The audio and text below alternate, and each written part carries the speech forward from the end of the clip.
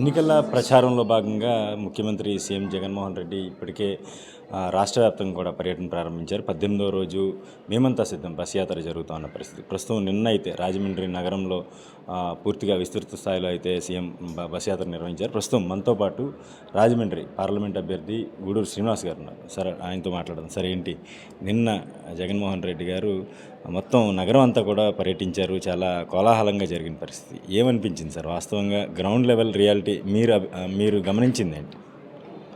Sir, నిన్న మా అధినాయకుడు జగన్మోహన్ రెడ్డి గారు రాజమండ్రిలో రోడ్ షో చేశారు. కడిపలంక నుంచి రాజానగరం వరకు కూడా అద్భుతమైన స్పందన వచ్చింది.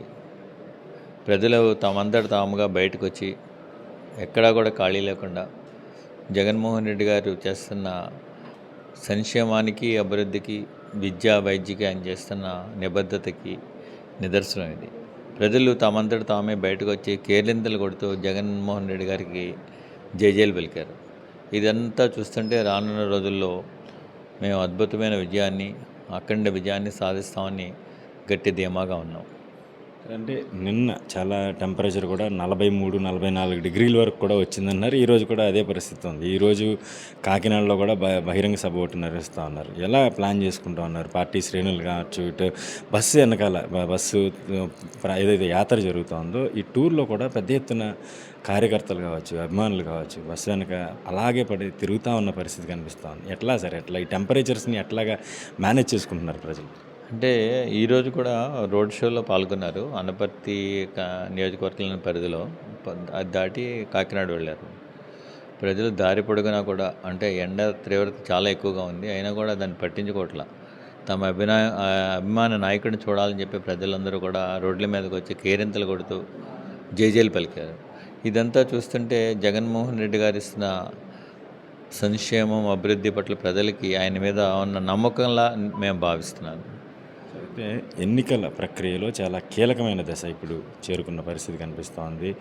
ఏంటంటే నామినేషన్స్ ప్రక్రియ అయితే ప్రారంభమైపోయింది. ఇప్పటికే మీ నామినేషన్ ఎప్పుడు దాఖలు చేయబోతున్నారు? అయితే మరొకటి, ఈ నామినేషన్ దాఖలు చేసిన తర్వాత ఎన్నికల ప్రచార శైలి కావచ్చు, ప్రతి అంశం కావచ్చు చాలా స్పీడ్ అవుతూ ఉంటాయి. ఎటువంటి ప్రణాళికలు మీరు ఫాలో అవుతున్నారు?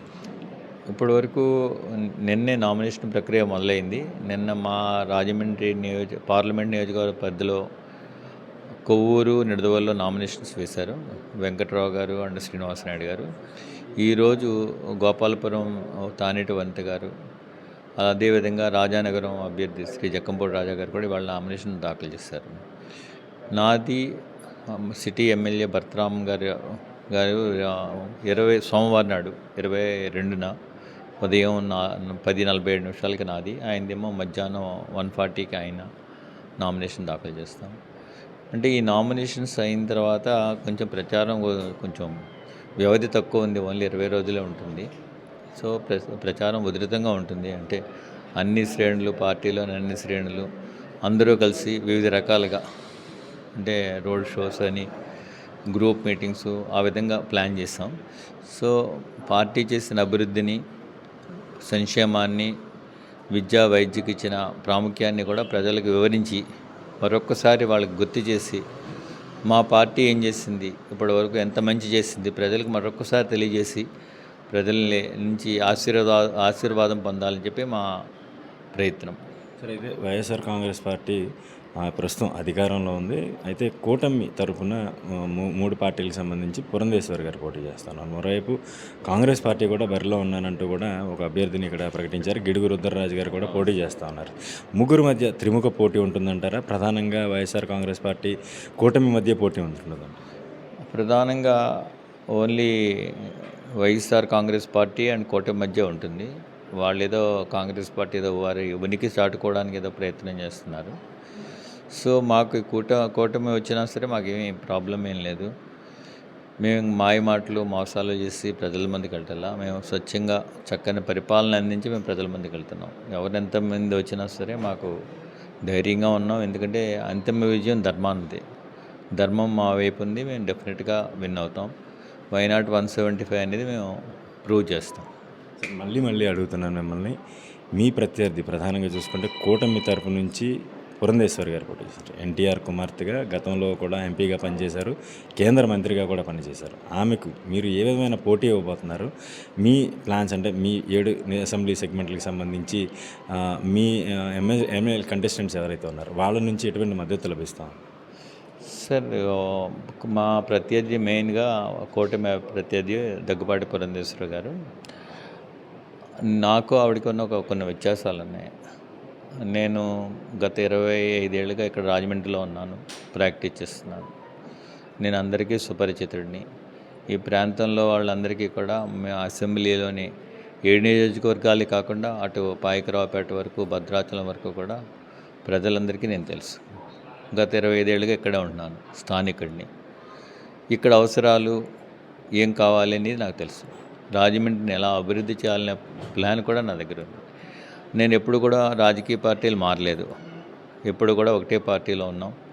నేను పార్టీలు మారే వ్యక్తిని కాదు, అదేవిధంగా పదవుల కోసం పార్టీలు మార్చే వ్యక్తిని కూడా కాదు.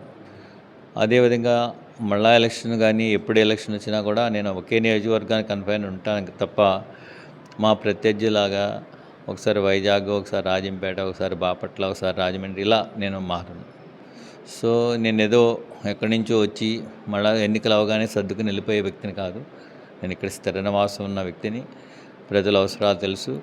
రాజమండ్రిని రానున్న రోజుల్లో నా రాజమండ్రి పరిధిలోని అన్ని నియోజకవర్గాల్లో కూడా శుద్ధమైన గోదావరి జలాలు అందించాలి.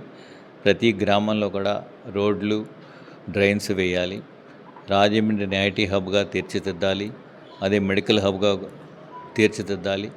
టెంపుల్ టూరిజం, హిస్టారికల్ సిటీని మంచి టెంపుల్ టూరిజం డెవలప్ చేయాలనేది నా ఆకాంక్ష. Thank you sir. అయితే చూసుకోవచ్చు, ఎన్నికల సిద్ధం సభ నిర్వహించిన తర్వాత కూడా వైఎస్ఆర్సీపీ శ్రేణులంతా కూడా రాజమండ్రి కావచ్చు, ఇటు ఉమ్మడి తూర్పుగోదావరి జిల్లా వ్యాప్తంగా సీఎం జగన్ బస్ యాత్ర తర్వాత చాలా ఉత్సాహంగా కనిపిస్తూ ఉన్నారు. కేడర్లో కూడా ఈ బస్ యాత్ర ఏదైతే ఉందో జోష్ నింపిందని కూడా చెప్తా ఉన్నారు. దీనికి సంబంధించి ఎన్నికల ప్రక్రియలో భాగంగా మొదటి దఫా ఏదైతే ఈ నామినేషన్ల ప్రక్రియ ప్రారంభమైంది, ఈ నామినేషన్ల తర్వాత మరింత ఊపందుకునే పరిస్థితి అయితే కనిపిస్తోంది. ఏదైనప్పటికీ ప్రజలకు గత 5 ఏళ్లలో అందించినటువంటి సంక్షేమ ఫలాలే తమ విజయానికి బాటలు వేస్తాయని కూడా డాక్టర్ గూడూరు శ్రీనివాస్ చెప్తా ఉన్నారు. రాజమండ్రి నుంచి కెమెరా పర్సన్ వినయ్తో నేను శ్రీధర్, ఐడ్రీమ్ న్యూస్.